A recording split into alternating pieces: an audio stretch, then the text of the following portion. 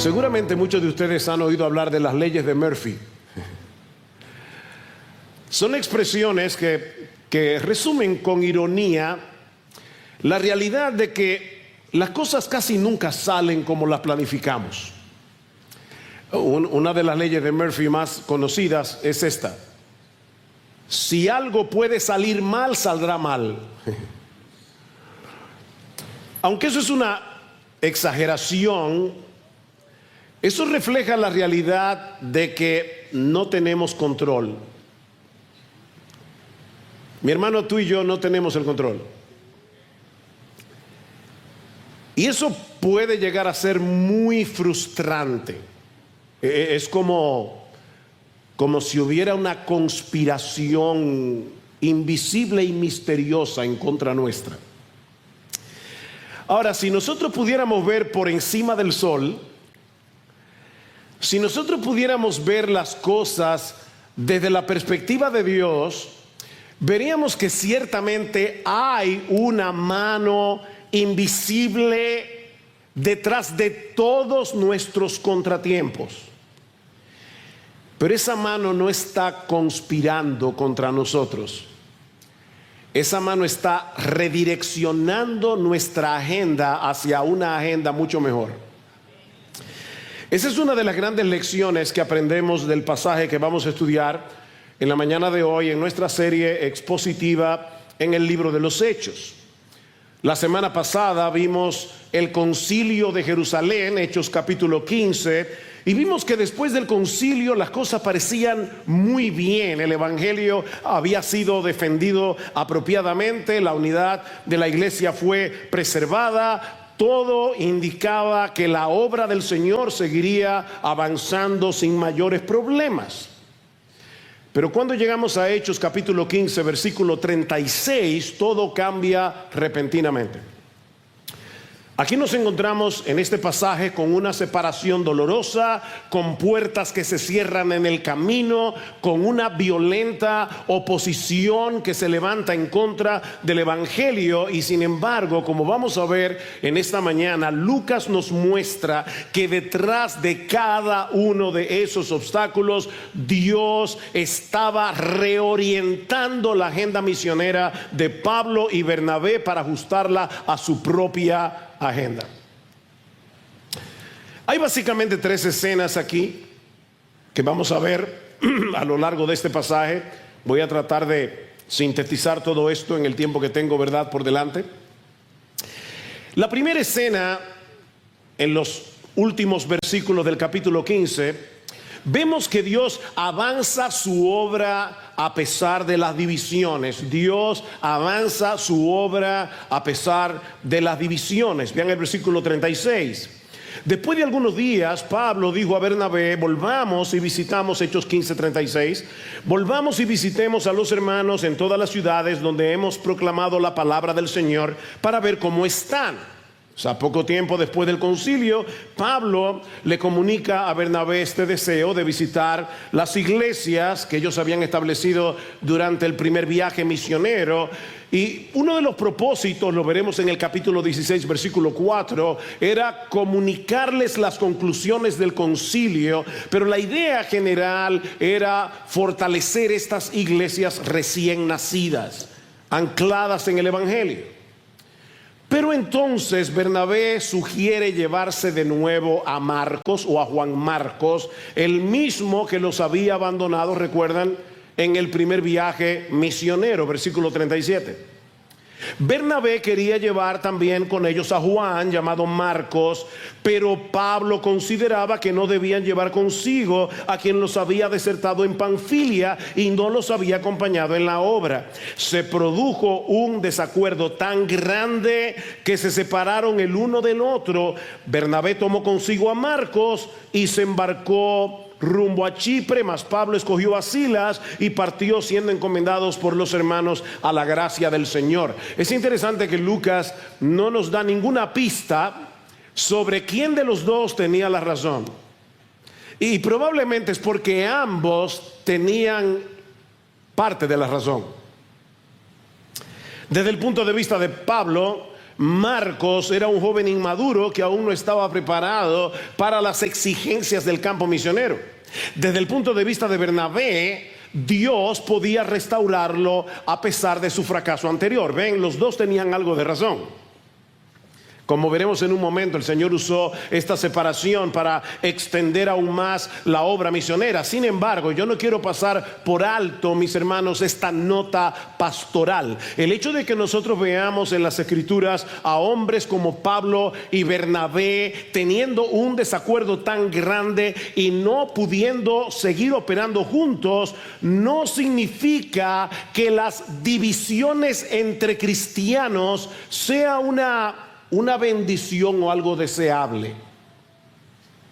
El hecho de que Dios sea capaz de obrar incluso a través de los conflictos no convierte los conflictos en algo bueno. Así que, mi hermano, no uses la providencia de Dios como pretexto para encubrir nuestra obstinación muchas veces en medio de un conflicto, o para justificar divisiones. La división es una maldición en la iglesia del Señor.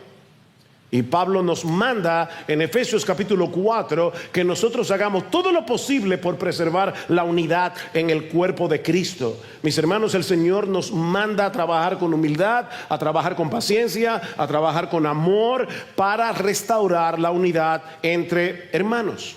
De hecho, es importante señalar que este distanciamiento fue temporal. Más adelante nosotros vemos que Pablo y Bernabé volvieron a trabajar juntos. Eso lo vemos o lo sugiere Hechos, 1 Corintios capítulo 9 versículo 6. Pablo también terminaría reconociendo a Marcos como un compañero útil para el ministerio, e incluso el Señor lo usaría para ser uno de sus biógrafos. No se olviden que el segundo evangelio es el de Marcos. Así que Dios, ciertamente, como pensaba Bernabé, es un Dios de segundas oportunidades. Pero por ahora el equipo misionero se separa, lo que nos recuerda que los mejores hombres siguen siendo hombres. Yo voy a repetir eso otra vez porque hay una tendencia en el corazón a idealizar a ciertos siervos del Señor, sobre todo los que ya están muertos. Los mejores hombres siguen siendo hombres, instrumentos débiles que Dios usa con poder para la expansión de su reino. Mis hermanos, el único hombre perfecto, el único que no se equivoca, el único que nunca te va a defraudar es el Señor Jesucristo. Y yo tengo la convicción de que mucha gente vive saltando de iglesia en iglesia porque no entiende eso. Se convierten en lo que yo he llamado fugitivos eclesiásticos. Viven huyendo de una iglesia a otra. Tienen un problema aquí y se van a otra. Y tienen un problema allá y se van a otra. Pero como Dios es Dios, los conflictos humanos jamás van a poder detener su obra. Como decíamos hace un momento, Dios usó este penoso incidente para duplicar el esfuerzo misionero. Ahora, en vez de un equipo tenemos dos: Bernabé y Marcos por un lado, Pablo y Silas por el otro. Vean el versículo 41, hablando ahora de Pablo y Silas, que fueron encomendados por los hermanos a la gracia del Señor. Dice: y viajaba por Siria y Cilicia confirmando las iglesias. Llegó también a Derbe y a Listra, el mismo lugar donde Pablo había sido antes apedreado. Y estaba allí cierto discípulo llamado Timoteo, hijo de una mujer judía creyente, pero de padre griego, del cual hablaban elogiosamente los hermanos que estaban en Listra y en Iconio. Así que cuando Pablo y Silas llegan a Listra, se encuentran con Timoteo. Yo estaba a punto de hacer algo que no voy a hacer. Estando sentado ahí pensaba: cualquiera le pide a todos los jóvenes entre 18 y 20 años que se pongan de pie. No lo hagan. Pero esa era la edad que Timoteo tenía cuando se fue con Pablo a la obra misionera. Y no olviden que esta iglesia comenzó con un grupito de 12 jóvenes entre 18 y 24 años de edad hace 48 años. No olviden eso. A veces nosotros subestimamos a los jóvenes Y lamentablemente a veces los jóvenes se subestiman ellos mismos. Piensan que la adolescencia es un tiempo de diversión, ya luego llegará la madurez y la adultez. No, amado joven, la obra misionera es para ti también, porque lo fue para Timoteo. Versículo 3. Vamos a ver el costo que eso supuso a Timoteo. Pablo quiso que éste fuera con él y lo tomó y lo circuncidó por causa de los judíos que había en aquellas regiones, porque todos sabían que su padre era griego, la mamá era judía, su papá era griego, y conforme pasaban por las ciudades entregaban los acuerdos tomados por los apóstoles y los ancianos que estaban en Jerusalén para que los observaran. Así que las iglesias eran confirmadas en la fe y diariamente crecían en número. Timoteo provenía de una familia mixta. Su madre era judía, su padre era griego, y en esos casos la ley rabínica estipulaba que el niño debía ser tratado como un judío. Así que si Timoteo no era circuncidado, podía ser una gran piedra de tropiezo cuando ellos se estuvieran moviendo dentro de un contexto judío. Noten que en el versículo 3 dice que Timoteo fue circuncidado por causa de los judíos de aquellas regiones. Ahora, jóvenes, otra vez, por favor, pónganse en el lugar de Timoteo. Este era un rito sumamente doloroso para un adulto y sin anestesia. Yo me imagino que si alguno de nosotros hubiera estado en el lugar de Timoteo, le hubiera dicho a Pablo: pero no acaban de decir en el concilio de Jerusalén que la circuncisión no era necesaria. ¿Por qué tú quieres que yo me circuncide a esta altura de juego? Pero Timoteo no estaba pensando en sus derechos. Timoteo estaba pensando en cómo podía ser más útil en el reino. Jóvenes, voy a seguir hablándoles a ustedes en la mañana de hoy. La pregunta que debemos hacernos constantemente no es: pero ¿y qué tanto es que yo tengo que dejar? La pregunta es: ¿qué más yo puedo hacer o sacrificar para que otros vean a Cristo más claramente en mí? Piénsalo. Tal vez en tu caso puede ser dejar de ir a ciertos lugares,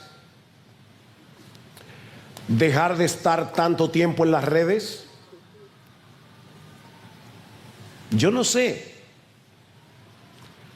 pero pídele al Señor que te muestre qué significa esto para ti. Jóvenes, no se aferren a lo más cómodo, no se aferren a lo más popular. Abracen con gozo el camino estrecho que glorifica a Cristo y bendice a otros. Cristo es lo suficientemente hermoso y maravilloso como para que hagamos eso. Estén dispuestos a salir de su zona de comodidad si con eso están construyendo puentes para el evangelio. Timoteo se entregó a la obra misionera siendo muy joven y su nombre quedó unido al nombre de Pablo para siempre, porque estuvo dispuesto a seguir a Jesucristo con todo lo que eso implica. La pregunta es: joven, ¿estás tú dispuesto? ¿Te has preguntado si acaso Dios quiere, obviamente con la dirección de tus pastores, con el testimonio de la iglesia? ¿Alguna vez tú te has preguntado si tal vez lo que Dios quiere para ti es que tú no estudies una carrera, o que tal vez sí estudies una carrera y después te vayas a un seminario a prepararte mejor para servir en la obra del Señor? Yo no estoy diciendo que todo joven piadoso debe hacer eso. La pregunta es si tú te lo has preguntado. Ahora, adultos de IBCJ, ¿estamos dispuestos nosotros O estamos tan aferrados a nuestras comodidades, a nuestros derechos, que estamos perdiendo el gozo y el privilegio de servir a Cristo en el avance de su obra, en el avance del Evangelio, en la edificación de su iglesia. Mis hermanos, esto no es historia antigua. Esta es la palabra de Dios para ti y para mí. Hoy, aquí, ahora. Pero también vemos en este pasaje que Dios dirige el avance de su obra conforme a sus propósitos soberanos. Dios dirige el avance de su obra conforme a sus propósitos soberanos. Después de añadir a Timoteo al equipo, uno pudiera, ¿verdad?, esperar que ahora sí que es verdad que la obra va a comenzar a avanzar viento en popa. Pero en vez de eso, lo que encontramos en el pasaje es una serie de obstáculos. Vean el versículo 6. Pasaron por la región de Frigia y Galacia, y habiendo sido impedidos por el Espíritu Santo de hablar la palabra, habiendo sido impedidos, por el Espíritu Santo para hablar la palabra en Asia. Y cuando llegaron a Misia, intentaron ir a Bitinia, pero el Espíritu de Jesús no se lo permitió. Y pasando por Misia, descendieron a Troas, y por la noche se le mostró a Pablo una visión. Mis hermanos, esto se lee tan rápido, no me tomó ni 15 segundos.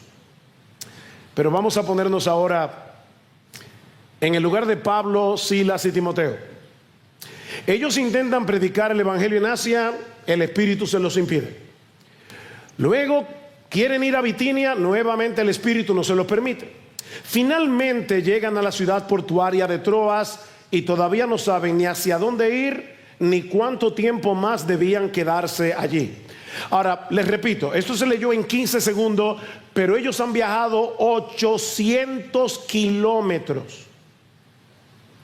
Sí, oíste bien, toma un mapa. Ellos han viajado 800 kilómetros en el que no se narra ningún fruto visible del Evangelio, ningún convertido, ninguna iglesia que fue fundada, y sin tener la menor idea de hacia dónde debían ir ni por cuánto tiempo permanecerían allí. Mis hermanos, por favor, piensen en esto. Pablo estaba haciendo la voluntad de Dios. Él estaba siguiendo el llamado que Dios le había dado, y sin embargo las puertas se cierran una tras otra. Pablo, Silas, Timoteo no tienen la menor idea de lo que Dios está haciendo. ¿Te has visto en esa situación? Estás haciendo exactamente lo que se supone que debes hacer, y aún así te encuentras en lo que parece un callejón sin salida. Y aunque suene paradójico, debemos aprender a escuchar la voz de Dios en su silencio. Debemos aprender a escuchar la voz de Dios en sus silencios y en sus obstáculos, porque forman parte de su plan. Sin que Pablo y su equipo lo supieran, Dios los estaba guiando hacia el lugar donde él quería iniciar una nueva iglesia, en la ciudad de Filipos. Pero para que eso fuera posible, era necesario impedirles que fueran a otro sitio.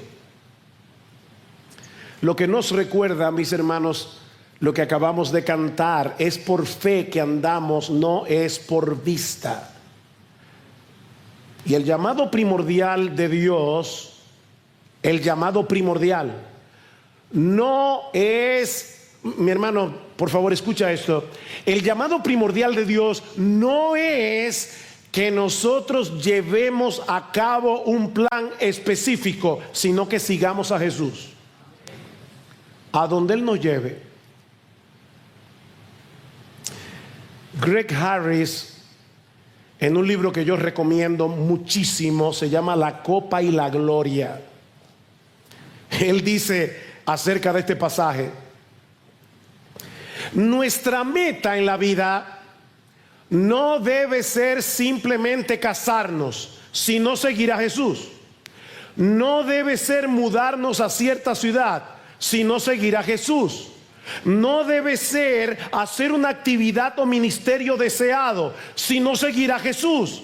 no debe ser tener éxito en lo que hagamos, sino seguir a Jesús. No debe ser recibir solo cosas buenas en la vida, sino seguir a Jesús.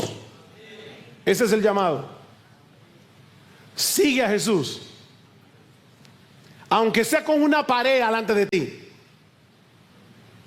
Sigue a Jesús.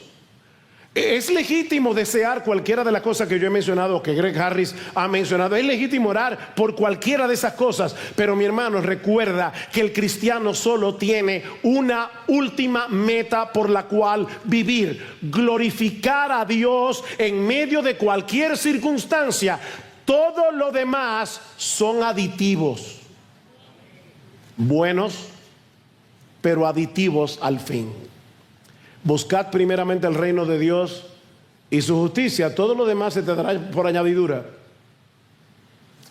Dios no le dio a Pablo un mapa. Nosotros, ¿verdad?, quisiéramos tener un mapa. No, Dios no le dio a Pablo un mapa con todas las instrucciones por adelantado, ni a nosotros tampoco nos lo va a dar. No fue sino hasta que llegaron a Troas que Pablo recibió una clara indicación del plan de Dios. Versículo 9: por la noche se le mostró a Pablo una visión. Un hombre de Macedonia estaba de pie suplicándole y diciéndole: pasa a Macedonia y ayúdanos. Cuando tuvo la visión, enseguida procuramos ir a Macedonia, persuadidos de que Dios nos había llamado para anunciarles el evangelio. Dos cosas quiero señalar aquí. En primer lugar, el papel de la Santa Trinidad. ¿Se dieron cuenta? En el versículo 5, 6 dice que el Espíritu Santo les impidió hablar la palabra en Asia. En el versículo 7 dice que el Espíritu de Jesús no se lo permitió. Y en el versículo 10 dice que Dios los había llamado.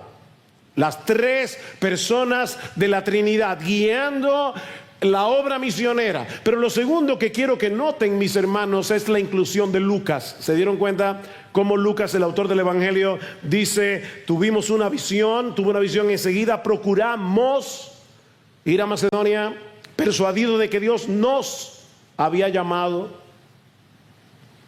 Otra vez, mis hermanos, Dios no llega tarde. Dios no se equivoca de dirección. Él sabe exactamente a dónde quiere llevarnos, aunque ahora, mi amado hermano, mi amada hermana, tú no tengas la menor idea de lo que Él está haciendo o estés luchando con la frustración. Así que si te sientes atrapado en Troas, no te desesperes. Solo sigue caminando por fe, haciendo la voluntad de Dios que tú sí conoces, confiando en que Él sabe lo que está haciendo. Repito, haciendo la voluntad de Dios que tú sí conoces y confiando en que Él sabe lo que Él está haciendo. Cuando Pablo y el equipo llegaron a Filipos, ellos no sabían que estaban pisando lo que más tarde llamaríamos Europa. Sería anacrónico decir que Pablo llegó a Europa porque Europa no existía en ese momento como continente.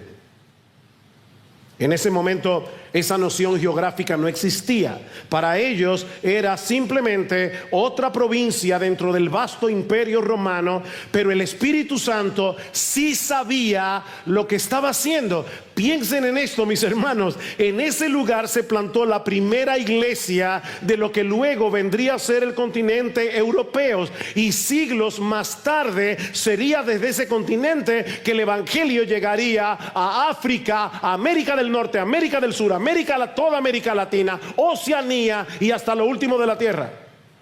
El movimiento misionero iba a salir de Europa. Mis hermanos, si Dios no hubiera cerrado todas esas puertas en 800 kilómetros, no tendríamos la carta a los filipenses. Piénsalo. Así que cada vez que tú leas la carta a los filipenses y te sea de bendición, dile: Señor, gracias por haberle impedido a Pablo predicar la palabra en Asia.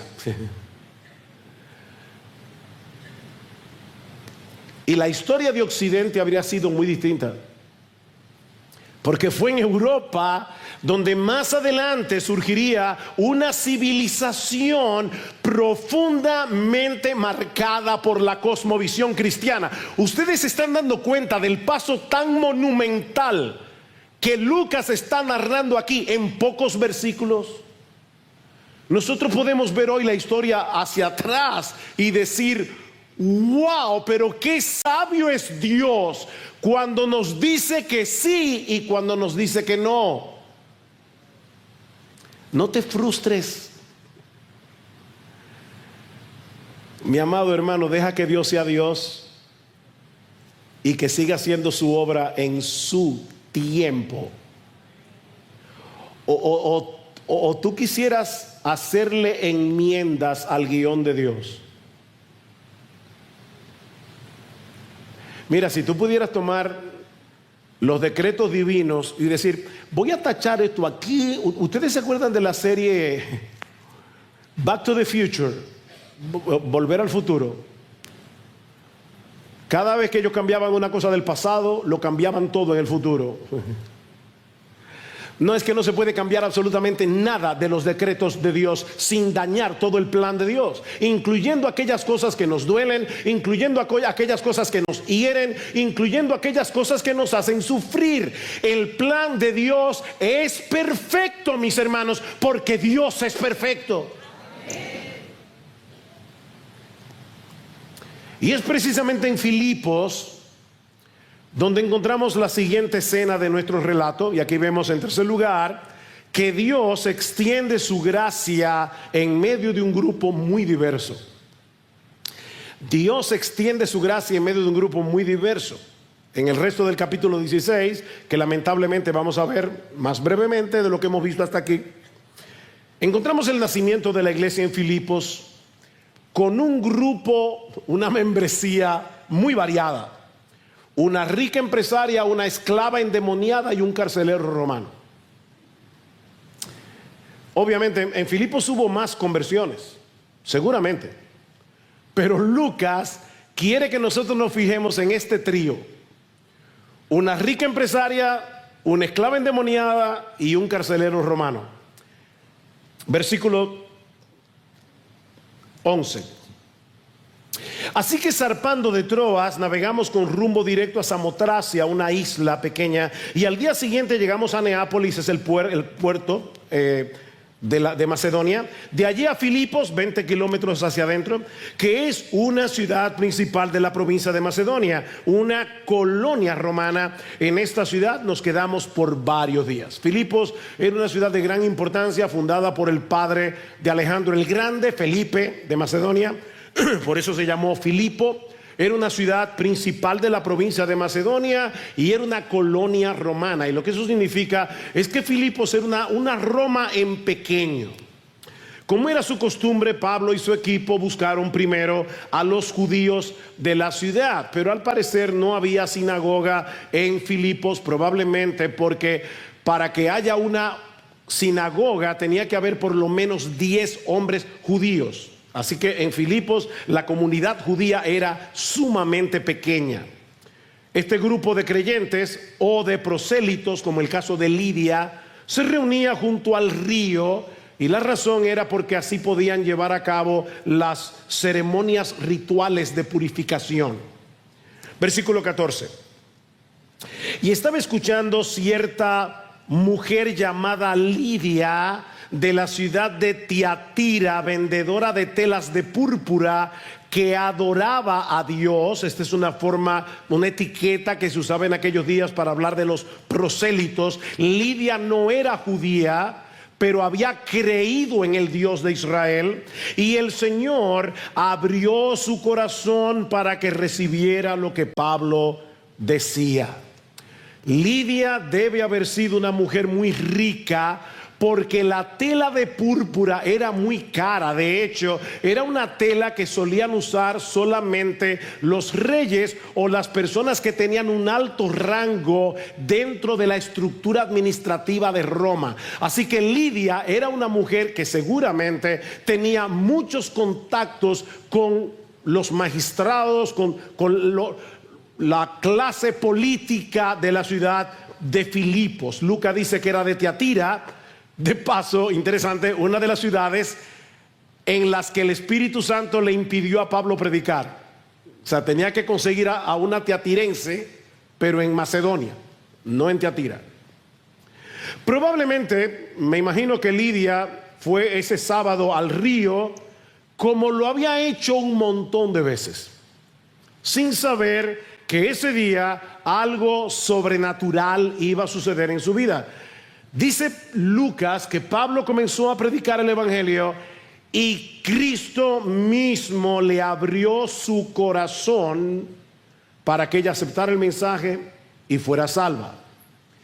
Mis hermanos, la salvación es del Señor, solo del Señor. Por eso es que solo Él merece la gloria por cada pecador que se convierte. Fíjense, fue Lidia la que recibió el evangelio, pero recibió el evangelio porque Cristo previamente había abierto su corazón. Y de nuevo, la soberanía de Dios, la responsabilidad humana. Fue Pablo el que le predicó el evangelio, pero fue Cristo el que la salvó. ¿Se dan cuenta?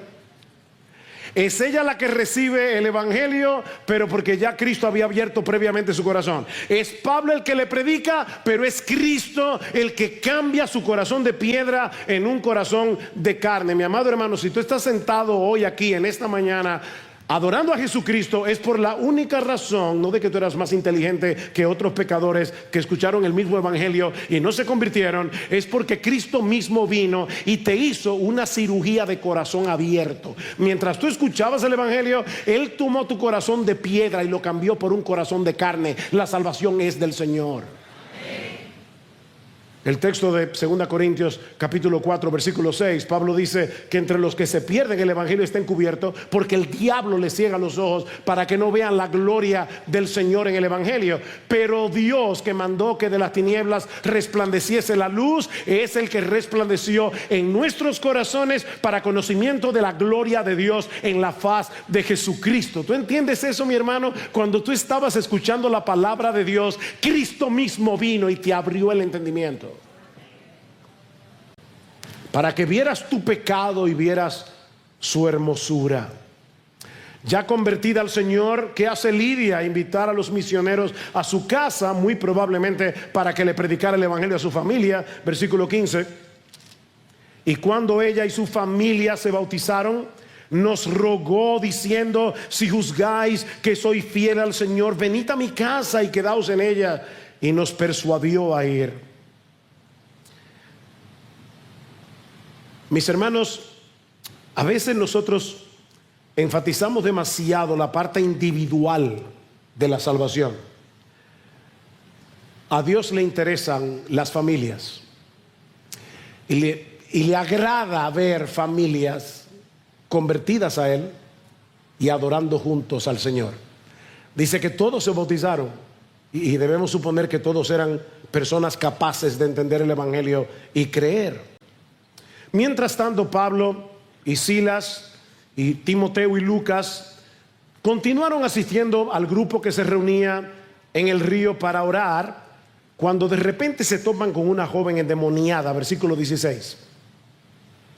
Y sucedió que mientras íbamos al lugar de la oración, nos salió al encuentro una muchacha esclava que tenía espíritu de adivinación o de pitón. Era una pitonisa, la cual daba grandes ganancias a sus amos adivinando. Esta, siguiendo a Pablo y a nosotros, gritaba diciendo: estos hombres son siervos del Dios Altísimo, quienes os proclaman el camino de la salvación.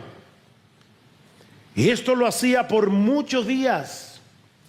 Mas desagradando esto a Pablo, se volvió y dijo al espíritu: te ordeno en el nombre de Jesucristo que salgas de ella. Y salió en aquel mismo momento. Déjenme hacerles una pregunta. ¿Lo que esta muchacha endemoniada decía de los misioneros era verdad? ¿Sí o no? Sí. Son siervos del Dios Altísimo que anuncian el camino de la salvación. ¿Cuál era el plan del diablo al hacer que esta muchacha endemoniada señalara a Pablo y a su equipo de esa manera? Asociar a Pablo Silas, Timoteo y Lucas con el ocultismo. Era como decir, somos del mismo equipo. No, no somos del mismo equipo. Esta muchacha estaba esclavizada por un demonio. Pablo y su equipo predicaban a Jesús. Y no deja de ser interesante la manera como Lucas narra lo que podríamos llamar un exorcismo. Esto no se parece en nada a las películas de terror, sin muchos aspavientos. Pablo simplemente le dice, te ordeno en el nombre de Jesucristo que salga de ella, y al instante el espíritu salió. Y otra vez vean lo que vimos en el caso de Lidia. Esta muchacha no pidió ser liberada. Esta muchacha no hizo absolutamente nada para llegar a ser librada del demonio. Simplemente Dios soberanamente la quiso liberar. Una simple orden en el nombre de Jesús fue suficiente para liberar a esta muchacha de su doble esclavitud, del diablo y de sus amos terrenales. Y por supuesto eso desagradó profundamente a los que se beneficiaban de la miseria de esta muchacha. Versículo 19, pero cuando sus amos vieron que se les había ido la esperanza de su ganancia, prendieron a Pablo y a Silas, los arrestaron hasta la plaza ante las autoridades, y después de haberlos presentado a los magistrados superiores, dijeron, estos hombres siendo judíos alborotan nuestra ciudad y proclaman costumbres que no nos es lícito aceptar ni observar, puesto que somos romanos. Se dieron cuenta que ellos no dijeron nada del negocio. O sea, ellos no dijeron, estos hombres nos dañaron el negocio. No, ellos van a los magistrados y le dicen, estos hombres son alborotadores que están perturbando el orden imperial de la ciudad. ¿Y qué hacen los magistrados? Bueno, de inmediato, dice Lucas, echan mano a Pablo y a Silas. No sabemos dónde estaba Timoteo y dónde estaba Lucas. Les rasgan la ropa, los azotan con varas, y en el versículo 23 dice que le dieron muchos azotes, los meten en la cárcel, y dice en el versículo 24, en el calabozo interior. El calabozo interior era la parte de máxima seguridad en la cárcel y la más insalubre, y para humillarlos todavía más, dice que le pusieron sus pies en el cepo. El cepo era una estructura de madera con agujeros móviles donde se insertaban los pies y a veces las muñecas y el cuello, de manera que los carceleros ajustaban los huecos para causar más dolor por más tiempo. El cepo era un castigo casi insoportable. Ahora, en vez de quejarse, Pablo y Silas manifiestan de la manera más clara su confianza en el Señor y su gozo en hacer su obra sin importar el costo. Versículo 25. Como a medianoche, Pablo y Silas oraban y cantaban himnos a Dios, y los presos los escuchaban. Déjeme hacer una confesión aquí. Mientras leí este pasaje durante esta semana, me llevó a cuestionar mi teología del sufrimiento. Porque yo creo que si hubiera sido yo el que hubiera estado en la cárcel con los pies en el cepo, la canción que hubieran escuchado los presos hubiera sido otra. ¡Sáquenme de aquí! ¡Esto es injusto! A veces yo me veo a mí mismo quejándome por cosas tan triviales. No, yo sé que a ti no te pasa. Mis hermanos, este relato debe llevarnos a preguntarnos qué clase de visión de Dios es la que hace que hombres como Pablo y Silas, hombres como tú y como yo, sufran con gozo. ¿Qué visión tenían ellos de Dios? Miren, ellos no cantaban porque no les doliera el dolor. Ellos cantaban porque Cristo les era inmensamente precioso. Más precioso y más valioso que la libertad, que la salud, que la comodidad. Leí recientemente que la verdadera teología del sufrimiento no solo explica el dolor, lo convierte en adoración. Mis hermanos, tú y yo necesitamos tener una clara teología del sufrimiento. Dios está en control aún del dolor. Alguien me mandó esta semana una nota de Jason Kovacs, es un consejero bíblico, que decía que muchos cristianos de nuestra generación han abrazado una teología de la prosperidad emocional. No una teología de la prosperidad económica, una teología de la prosperidad emocional. Se supone que no debemos sufrir, se supone que no debemos tener traumas, se supone que no debemos tener dolor. Pero mis hermanos, eso no es lo que este libro enseña. Estamos en un mundo caído y el mismo Jesucristo dijo claramente: en el mundo tendréis aflicción, pero confiad, yo he vencido al mundo. Necesitamos, tú y yo necesitamos, mi hermano, una buena teología del sufrimiento. No, nadie nos ha prometido una vida sin dolor. Nadie nos ha prometido una vida sin traumas. Nadie nos ha prometido una vida sin sufrimiento. La pregunta que debemos hacernos es: ¿qué vamos a hacer tú y yo ahora en medio del dolor? ¿Caer en la autoconmiseración o seguir a Jesús?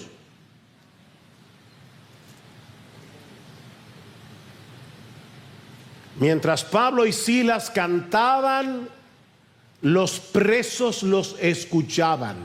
Y leí algo que decía que estos presos estaban escuchándolo en estéreo. Porque por un lado escuchaban las palabras de Pablo y Silas al cantar, al orar, pero por el otro lado palpaban el gozo de Pablo y de Silas. Lo estaban escuchando en estéreo. Mis hermanos, el mundo que está allá afuera necesita escuchar el evangelio en estéreo. Necesita escuchar nuestras palabras cuando les predicamos el evangelio. Pero ellos deben ver con nuestro gozo que Jesucristo es precioso, aún en medio del dolor. Y es entonces, cantando y alabando a medianoche, quién sabe a qué hora lo encarcelaron, que Dios interviene. Versículo 26. De repente se produjo un gran terremoto, de tal manera que los cimientos de la cárcel fueron sacudidos. Al instante se abrieron todas las puertas, las cadenas de todos se soltaron, y es evidente que no fue por el terremoto. Dios las soltó. Y al despertar el carcelero y ver abiertas todas las puertas de la cárcel, sacó su espada y se iba a matar, porque el castigo para un carcelero que dejara escapar a un preso era la muerte, era la pena capital. Y él pensó: bueno, me mato yo primero, creyendo que los prisioneros se habían escapado. Mas Pablo clamó a gran voz diciendo: no te hagas ningún mal, pues todos estamos aquí. Versículo 29. Entonces él pidió luz y se precipitó adentro, temblando se postró ante Pablo y Silas, y después de sacarlo dijo: señores, ¿qué debo hacer para ser salvo? Es interesante que en vez de aprovechar el terremoto para escapar, Pablo y Silas, sabiendo lo que le iban a hacer ese carcelero, decidieron quedarse ahí. Otra vez, ¿qué hubieras hecho tú? Oh, pero Dios hizo un milagro, déjame salir huyendo. No, ellos pensaron: tenemos que proteger a este hombre. Y de alguna forma convencieron a todos los presos que no huyeran. No sabemos qué tanto conocía el carcelero del mensaje que los misioneros predicaban, pero seguramente sabía lo que había pasado con la joven endemoniada. Así que en ese momento este hombre se da cuenta que hay una sola cuestión que él necesitaba saber: ¿qué debo hacer para ser salvo? Respuesta, versículo 31. Ellos respondieron: cree en el Señor Jesús y serás salvo tú y toda tu casa. Aclaro que esta no es una promesa universal para todo el que se convierte, no lo es. Fue para el carcelero en particular, y lo vemos por el resto del capítulo. Dice: y le hablaron la palabra del Señor a él y a todos los que estaban en su casa, y él los tomó en aquella misma hora de la noche, le lavó las heridas, enseguida fue bautizado él y todos los suyos. ¿Ven cómo Dios está interesado en la familia? Todos se bautizan adorando juntos al Señor. Llevándolos a su hogar les dio de comer y se regocijó grandemente por haber creído en Dios con todos los suyos. Otra vez, mis hermanos, la salvación es del Señor. Es Él el que salva pecadores únicamente por su gracia, pero lo hace por medio de la fe, y solo por medio de la fe. Todos conocemos de memoria Efesios 2:8. Por gracia sois salvos por medio de la fe. Esto no de vosotros, sino que es un don de Dios, no por obras, para que nadie se gloríe. Hermanos, si la salvación fuera por algo que nosotros hiciéramos, eso le robaría la gloria a Dios. Dice John Piper: la fe glorifica a Dios, las obras nos glorifican a nosotros. ¿Ven el punto? Tiene que ser por fe para que sea por gracia, y tiene que ser solo por gracia, porque la gracia le da toda la gloria únicamente a Dios. Si te sonó un trabalenguas, déjame repetírtelo. Tiene que ser por fe para que sea por gracia, porque la fe es el único acto del hombre que no es una obra. Tiene que ser por fe para que sea por gracia, y tiene que ser solo por gracia para que Dios se lleve toda la gloria. En Efesios 1:5 Pablo dice que Dios nos predestinó para ser adoptados hijos suyos por medio de Jesucristo, según el puro afecto de su voluntad. En otras palabras, no intervino en esa predestinación, no intervino absolutamente nada que se mezclara con la sola voluntad de Dios. Fue el puro, algo puro no está mezclado, fue el puro afecto. No fue que él vio que tú ibas a creer. No, tú no ibas a creer a menos que Dios abriera tu corazón y te diera la fe como un regalo. Fue por el puro afecto de su voluntad. Y ahora escucha: para alabanza de la gloria de su gracia. ¿Por qué tiene que ser así? Para que ni tú ni yo nos llevemos gloria. De hecho, fue de eso que Dios nos rescató, de ser ladrones de gloria. Es por fe para que sea por gracia, y es por gracia porque de esa manera solo Dios se lleva la gloria. Mis hermanos, Dios diseñó de tal manera el plan de salvación que no queda ni un espacio pequeñito para el orgullo humano. Ninguna jactancia, ningún aplauso para nosotros, solo asombro y adoración ante la gloria de su gracia. Por esa gracia el carcelero fue transformado junto a toda su familia. Todos se bautizaron. Ahora Pablo y Silas no eran sus prisioneros, eran sus hermanos en Cristo. Curaron sus heridas, le dieron de comer. Esa familia se unió al gozo que Pablo y Silas manifestaron en prisión en medio de su dolor. Lo vieron en el versículo 34, dice que se regocijó grandemente por haber creído. Y es entonces cuando Pablo, en el momento en que los magistrados quieren liberarlos sin juicio, que Pablo saca a colación su ciudadanía romana.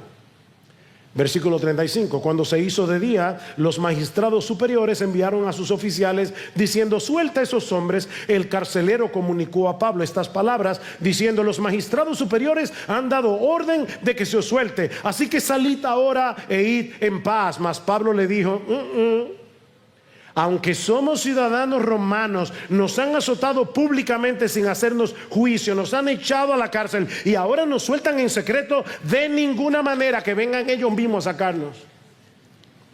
Y los oficiales informaron esto a los magistrados superiores, y al saber que eran romanos tuvieron temor.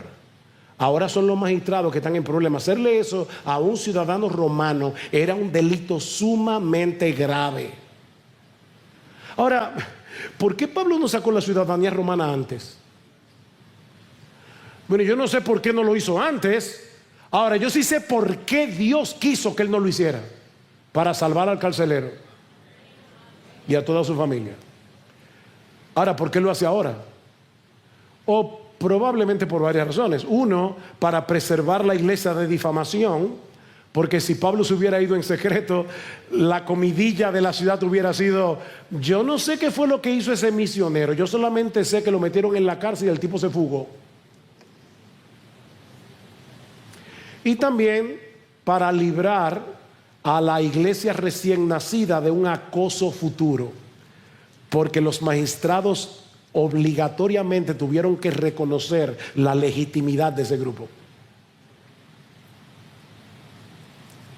Así nació en Filipos una iglesia compuesta por una membresía muy variada.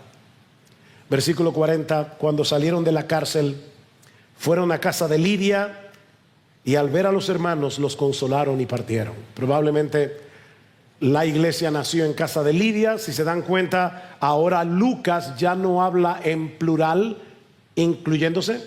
Lucas se queda en Filipos como el primer pastor probablemente de esa iglesia. Noten el versículo 1 del capítulo 17. Después de pasar por Anfípolis y Apolonia, llegaron a Tesalónica. Ya Lucas no anda con ellos.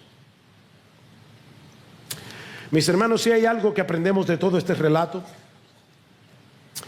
es que cuando nuestros planes se frustran, cuando las puertas se cierran, eso no significa que estamos fuera de la voluntad de Dios. Eso no significa que Dios ha perdido el control, y mucho menos que Dios nos ha abandonado. Este relato está lleno de obstáculos, de sufrimientos, de injusticias, y sin embargo, en cada escena Dios está presente, haciendo avanzar su obra exactamente como Él había determinado que esa obra iba a avanzar. Tú y yo podemos y debemos confiar en su sabiduría, en su bondad, en su poder, aun cuando la ruta no está clara o cuando nos sentimos en un callejón sin salida. Y caminar en obediencia en medio del dolor, como hicieron Pablo y Silas. Recuerden, hermanos, ellos no cantaban porque el dolor no dolía. Quiero remachar eso. Ellos cantaron porque Cristo les era más valioso que la libertad y más deseable que su comodidad. ¿Es eso Cristo para ti? Ellos habían aprendido que el sufrimiento no es una desgracia que hay que evitar. Ellos no habían comprado esa versión psicologizada del cristianismo. No, ellos lo vieron como una oportunidad para adorar a Cristo más profundamente. Oh, nosotros queremos que esos presos escuchen nuestro gozo en el Señor, aún en medio del dolor. Mis hermanos, la verdadera fe no elimina el sufrimiento, pero sí transforma la manera como enfrentamos el sufrimiento. Y si tú estás aquí sin Cristo, mi amigo, este pasaje te confronta con la pregunta más importante de tu vida: ¿qué debo hacer para ser salvo? Y la respuesta sigue siendo la misma: cree en el Señor Jesús y serás salvo.